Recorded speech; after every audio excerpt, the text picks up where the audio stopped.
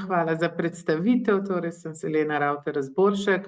V bistvu prihajam iz finančne uprave in sem zadolžena za carinsko področje, bolj ta zakonodajni del, tako da to bom tudi jaz danes vam predstavljala. Tako da jaz imam bolj ta res nekako teoretični del, torej te osnove, ki je fino, da jih tisti, ki se ukvarja z carinskimi postopki, da jih tudi pozna, da se seznani s termini, s temeljnimi predpisi, s carinskimi postopki, možnimi poenostavitvami. Torej, to bom jaz danes nekako šla čez. Je kar taka obširna vsebina, tako da upam, da bo razumljivo. Zdaj, če boste vmes imeli kako vprašanje, lahko se kar oglasite.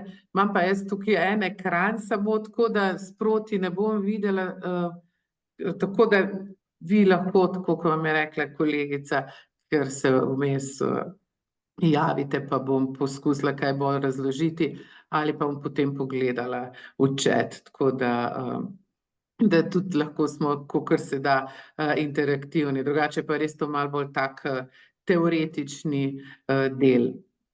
Je pa res fino, no, da tudi to poznate, ker vem zdaj so vse vlagane deklaracij elektronsko in je ta prva nekako stopnja je vseh teh deklarantov, da osvojijo naše sisteme, da spravi deklaracijo skozi sistem, ampak kot veste, pa vseeno tukaj zadaj vsebina, ki jo je tudi potrebno poznati.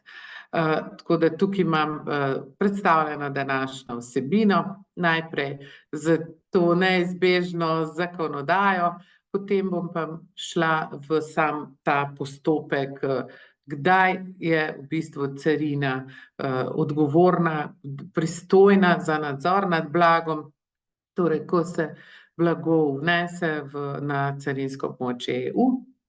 Potem je potrebno dati blago v izbran carinski postopek, tako da bomo šli skozi te temeljne carinske postopke.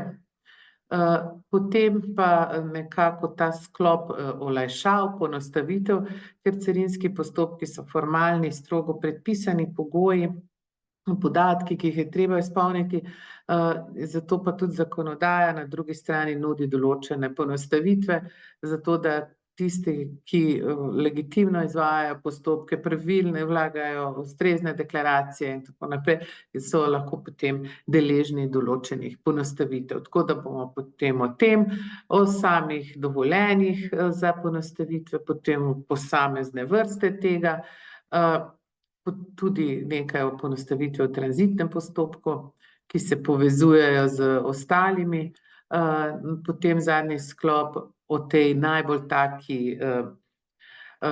največji poenostavitvi, ki jo lahko trenutno podeli carinski organ, to je status pooblaščenega gospodarskega subjekta, AEO.